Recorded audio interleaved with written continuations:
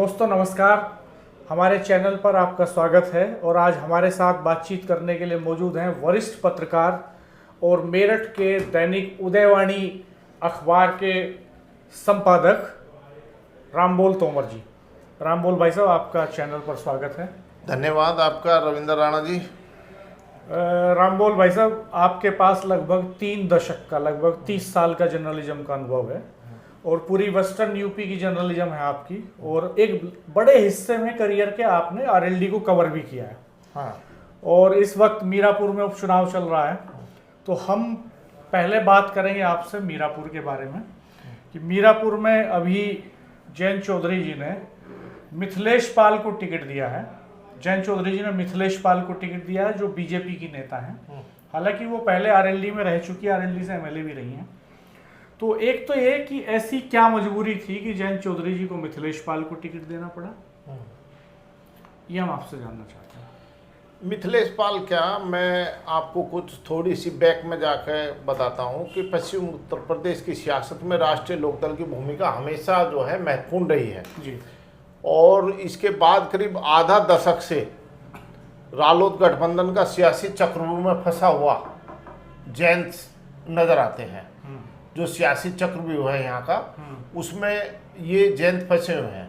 पहले जो समाजवादी पार्टी का इन्होंने कैंडिडेट उसका रहता था, सिंबल ये देते थे, इस तरह का माहौल रहा। सबसे पहले उपचुनाव लोकसभा का जब हुआ कैराना में, तो जयंत ने यही किया कि वो समाजवादी पार्टी की तबस्सुम थी, तबस्सुम को समाजवादी पार्टी की कैंडिडेट थी, लेकिन टिकट इन्होंने दिया, सिंबल इन्होंने दिया, वो जीत गई। तो ऐसा पिछले विधानसभा लोकसभा चुनाव में, पीछे जो लोकसभा चुनाव गया है उसको लेकर भी समाजवादी पार्टी की और जो इनकी तकरार हुई है, गठबंधन अलग हुआ है, गठबंधन की जो गांठ खुली है वो इसी वजह से खुली है कि मुजफ्फरनगर को लेकर उन्होंने कह दिया अखिलेश ने कि ये हमारा कैंडिडेट सपा करेगा, हरिंदर मलिक रहेंगे। वो हरिंदर मलिक को वो अड़ गए, ये चाह रहे थे जयंत चौधरी अपना कैंडिडेट लाना, लेकिन वो तकरार बढ़ी तो फिर गठबंधन की गांठ खुल गई। और विधानसभा चुनाव में भी ये चला था फार्मूला। विधानसभा चुनाव में भी इनका ये फार्मूला चला। जैसे कई कैंडिडेट थे, जैसे ये मीरापुर से जो इस समय सांसद बन गए हैं चंदन चौहान, इनका भी यही था मामला। चंदन चौहान भी सपा के हैं, लेकिन वो बाद में जो है इनके सिंबल पर चुनाव लड़े और वो जीत गए। लेकिन इनका कैंडिडेट इसी तरह का अब फिर उतार दिया है। मिथिलेश भी भाजपा की है, मिथिलेश इन्हें छोड़कर बीच में चली गई थी सपा में, सपा के बाद चली गई वो भाजपा में, और वो भाजपा की ही थी, कोई सदस्यता बीच में ली नहीं, कोई उसका वो भी नहीं, कहीं इतिहास नहीं है कि वो बदल गई है, वो उसमें आ गई सपा में। अब ये रालोद ने अचानक उसे कैंडिडेट बना के एक तो अपने कार्यकर्ताओं को ही हताश कर दिया। ठीक है, कैंडिडेट मजबूत बता रहे हैं, लेकिन वो है भाजपा की, प्रो भाजपा है। अच्छा, ये मेरे पास ये सूचना है कि आज कई ऐसे लोग जो दावेदार थे, जैसे कल अजीत राठी नहीं आए, आज कल के नामांकन में नहीं गए मिथिलेश के, राजपाल सैनी जी ने अपने बेटे को भेज दिया। राजपाल सैनी जी बीजेपी में हैं, तो आरएलडी के जो दावेदार थे लगभग 24-25 दावेदार, तो आज ये सूचना है, इस तरह का फीडबैक मेरे पास है कि कई लोगों की जयंत चौधरी जी से बात हुई है और जयंत जी ने उनसे कहा है कि भाई ये सब तो चलता रहता है और मजबूती से खड़े हो और लगो। और एक और महत्वपूर्ण सूचना मेरे पास ये है कि कल जो है आरएलडी और बीजेपी के कार्यकर्ताओं का एक जॉइंट सम्मेलन होने जा रहा है मुजफ्फरनगर में। उसमें मीडिया की एंट्री नहीं रहेगी, क्योंकि ऐसे सम्मेलन आरएलडी और बीजेपी ने पिछले लोकसभा चुनाव में भी करे हैं किए। लेकिन बड़ौत में जब सम्मेलन हो रहा था तो वहां जो है एक महिला नेता ने आरएलडी की बगावत का झंडा उठा दिया, जुतम पजार भी होगी। वहां जो है हालात विकट हो गए और बाद में उस महिला नेता ने आरोप लगा के कि भाई ये तो गलत गठबंधन कर लिया इन्होंने, और वो समाजवादी पार्टी में चली गई। तो ऐसा रिस्क नहीं लेना चाहते इस बार, तो इस बार उसमें मीडिया को एंट्री नहीं दी गई है। मीडिया को इस वजह से नहीं दी गई, एक तो छपरोली में इनका ये संयुक्त सम्मेलन हुआ था, जिसमें जो है मारपीट हो गई थी मंच पर चढ़ने को लेके, और उसमें कुछ लोगों ने बगावत कर दी थी। फिर बड़ौत में उसकी इसमें भाजपा की और रालोद की दोनों की ही किरकिरी हुई। अब ये दोनों किरकिरी से बचने के लिए ऐसा करें, मीडिया की नो एंट्री। मीडिया तो क्या, मैं आपसे जानना चाह रहा हूँ कि क्या मामला सुलझ जाएगा इतने भर से? क्या उनकी नाराजगी दूर हो जाएगी? मुझे नहीं लगता। जो लोग नाराज हैं, रालोद के जो नाराज हैं, इस टिकट से रालोद के लोग जो कार्यकर्ता हैं वो संतुष्ट नहीं है। उन्हें पता है, हालांकि मिथिलेश रालोद में रही है, पूर्व विधायक भी रही है, वहाँ विधायक भी रही है, और इनको जो है मीरापुर के अलावा खतौली से भी शायद इनको लड़ाया गया था 2016 में। नहीं, इनको विधायक भी रही है एक बार ये विधायक रालोद से रही है विधायक, रालोद से, मोरना से मैं ले रही हाँ है। मोरना से। हाँ, लेकिन मेरा सवाल ये है कि नेताओं के पास तो जयंत चौधरी जी के फोन आ गए मान लो, तो वो तो मान जाएंगे। हाँ, वोटर्स पे क्या इम्पैक्ट पड़ेगा? उनका मन क्या कहता है? जो आरएलडी के कट्टर वोटर समर्थक हैं, पिछले 25-30 सालों से उनके साथ हैं, तो वो बैठ सकते हैं, इसमें दो राय नहीं। देखो ऐसा है, रालोद का जो वोटर है तो पक्का जो वोट उसे देगा, लेकिन कुछ समय से ऐसा हो रहा है, डगमगा रहा है। जो गठबंधन को मुजफ्फरनगर में अभी हाल में जो लोकसभा चुनाव हुआ, उसमें गठबंधन में मुजफ्फरनगर को वोट नहीं मिली। हाँ, मुजफ्फरनगर हार गए बालियान साहब। वो संजीव बालियान हारे। हाँ, क्यों हारे? क्योंकि गठबंधन को जो वोट मिलनी चाहिए थी, रालोद की वोट मिलनी चाहिए थी, वो नहीं मिली। जाट बेल्ट में कम मिली वोट। वो ज्यादातर विधानसभा में संजीव बालियान हारे हैं, जो जाट वाले हैं। बुढ़ाना में हार गए। हाँ, बुढ़ाना में हार गए, और कहीं सरधना में भी हारे हैं। तो इसमें ये लग रहा है कि जो वोटर है वो कहीं ना कहीं दूसरी जगह भी जा सकता है, इनका छिटक सकता है इनसे। एक और डेवलपमेंट ये है कि एक संदीप राठी कैंडिडेट हैं जो सपा से टिकट मांग रहे थे। हाँ, उन्होंने निर्दलीय नॉमिनेशन कर दिया है। हाँ, तो वो बगावत जैसे उसने कर दी है, राठी ने जो बगावत की है, उससे भी भाजपा और रालोद गठबंधन के प्रत्याशी पे असर पड़ेगा निश्चित रूप से। और इस बात को ये भी मान रहे हैं कि जो बगावत है, और भाजपा हाईकमान भी मानती है, जो बगावत करके खड़े हो रहे हैं कैंडिडेट, उनको बैठाया जाए, किसी भी सूरत में बगावत न होनी जाए पार्टी में। अच्छा, वो हो रही है। अच्छा, मान लेते हैं कि ये चुनाव तो चलो हो जाएगा, कोई जीते कोई हारे, आरएलडी की पॉलिटिक्स का क्या आप भविष्य में देखते हैं? क्या संकेत मिलते हैं? हाँ, आरएलडी का जो गठबंधन जिस तरह से हो रहा है, इससे आरएलडी को ही नुकसान हो रहा है जगह जगह। भाई ये एक तरह से इस चक्रव्यूह में फंसे हैं। पहले सपा के चक्रव्यूह में थे, वो अखिलेश ने ऐसा जकड़ रखा था इनको कि अखिलेश अपने कैंडिडेट उतार देते थे, सिंबल इनका दिलवा देते थे। इनकी स्थिति बेस्ट है वेस्ट यूपी में। यदि इस बार ये अकेले भी लड़ते लोकसभा चुनाव में, तो इनकी कम से कम 8-10 सीटें आ जाती। लेकिन ये क्या हुआ, एंड टाइम पे जो हवा बह रही थी भाजपा के खिलाफ, इन्होंने उसे भांप नहीं पाए और भाजपा के साथ हाथ मिला लिया जाके। हालांकि इनको 2 MP इनके बन गए हैं, लेकिन गठबंधन के साथ यदि सपा के रहते तो बहुत फायदा होता इनको। लेकिन नहीं, इन्होंने अपना उल्टा ही वो करा, 2 सीटों पे संतुष्ट हो गए। सपा से 8 सीटें मिल रही थी इनको, फैसला भी हो गया था, लेकिन मुजफ्फरनगर को लेकर इनका तालमेल जो है वो खटक गया आपस में। और सिंबल जैसे रालोद का सिंबल, भाई ठीक है, यहाँ भी सिंबल इसे रालोद का दिया जा रहा, कैंडिडेट तो भाजपा की है, ये सब जानते हैं। वहाँ मीरापुर में हर आदमी जानता है कि भाजपा नेत्री है अब। और नहीं, एक सवाल ये भी है कि जो आपका पार्टी संगठन है, जो कार्यकर्ता हैं, उनके भीतर कैसे एनर्जी आएगी? हाँ, उसको एनर्जी फुल कैसे, मतलब एक तरह से कौन सा इंजेक्शन ऐसा है जो उसे ऐसा इंजेक्शन लगा दिया जाएगा कि वो दौड़ पड़ेंगे।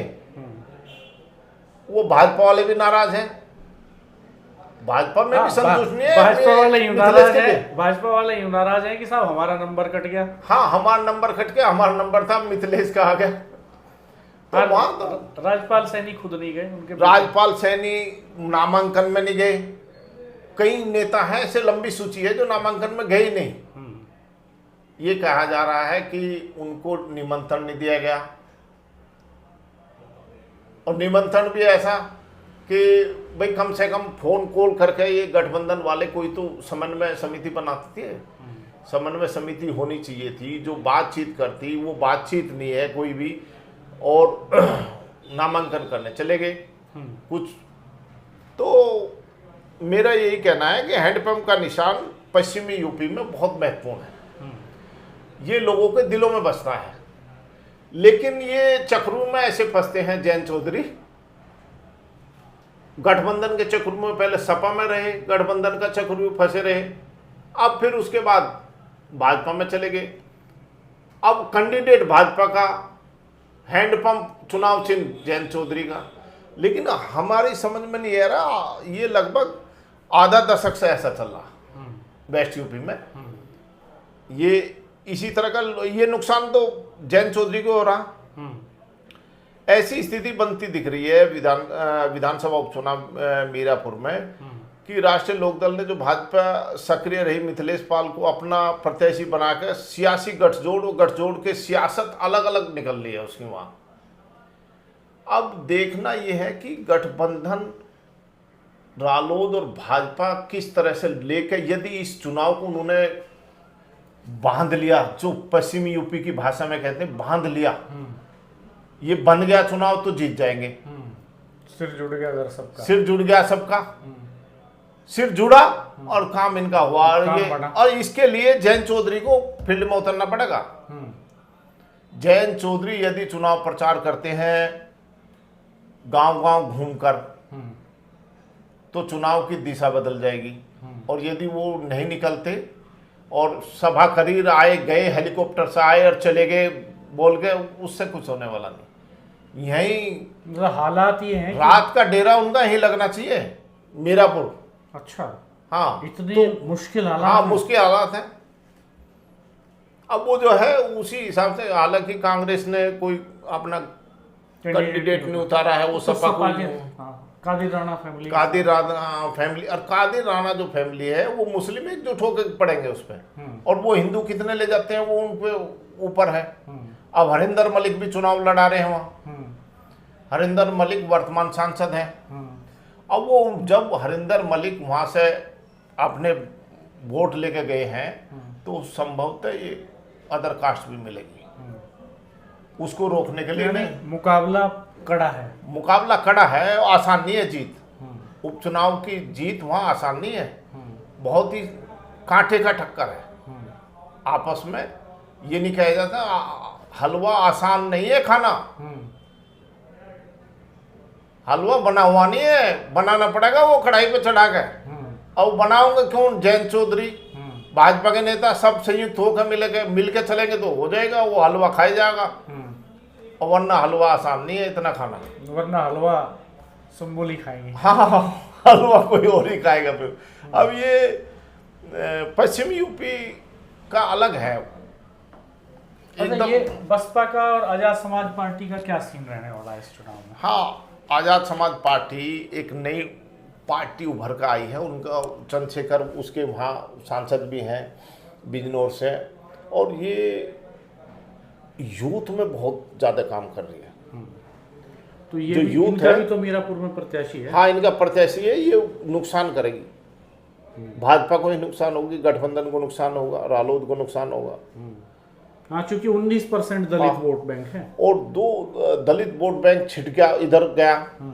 वो भाजपा पर भी दलित वोट बैंक गया है, लेकिन पिछले चुनाव, लोकसभा चुनाव में दलित नहीं मिला, बहुत कम मिला है।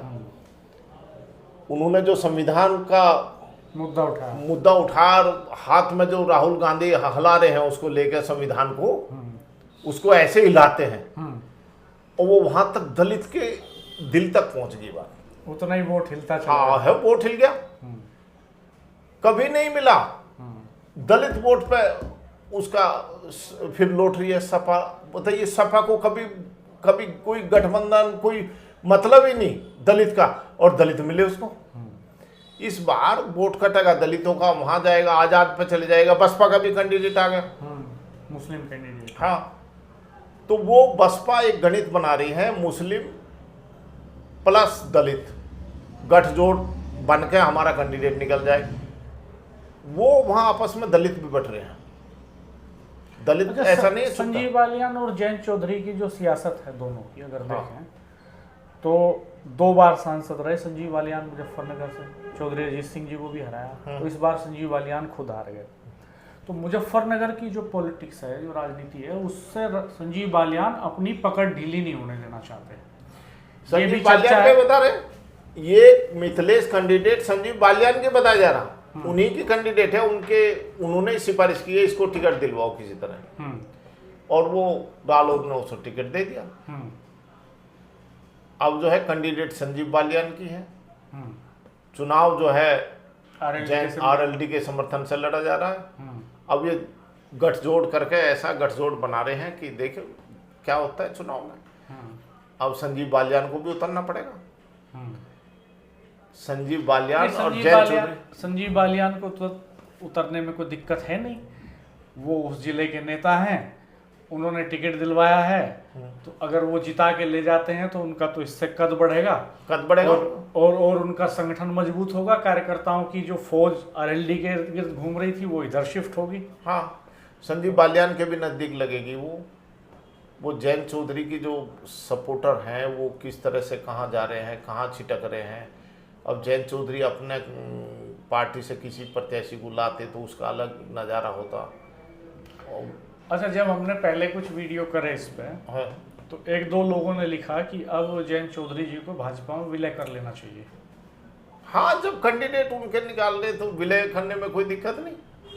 अब तो विलय हो गया, ये अप्रोक्ष रूप से विलय है, कैंडिडेट तो दे नहीं पा रहे और गठबंधन को अपना बस इनका हैंडपंप चल रहा है।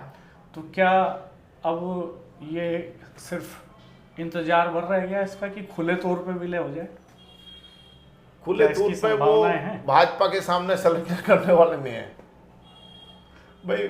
वो लग रहा है जयंत चौधरी सरेंडर नहीं करेंगे, कुछ परिस्थितियां राजनीतिक रही होंगी कि वो भाजपा के साथ गठबंधन में चले गए, लेकिन पश्चिमी यूपी के लोगों का माहौल जो था लोकसभा चुनाव में वो एकदम उलट था, सत्ता के विपरीत था।